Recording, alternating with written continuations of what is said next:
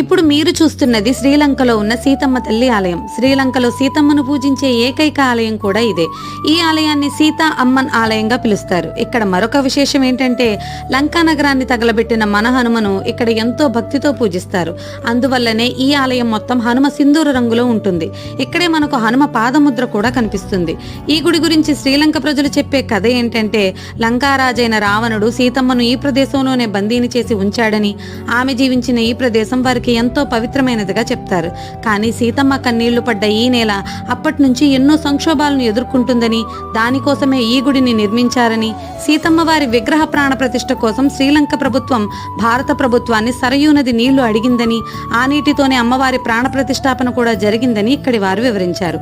ఈ గుడిలో మనం ఎంతో ఆహ్లాదంగా ఉండే అశోక వాటికను కూడా చూడవచ్చు. ఈ నదిలోనే సీతమ్మ తల్లి ప్రతిరోజు స్నానం చేసేదని, కాబట్టి ఈ నీరు ఎంతో పవిత్రమైనదిగా ఇక్కడి వారు నమ్ముతారు.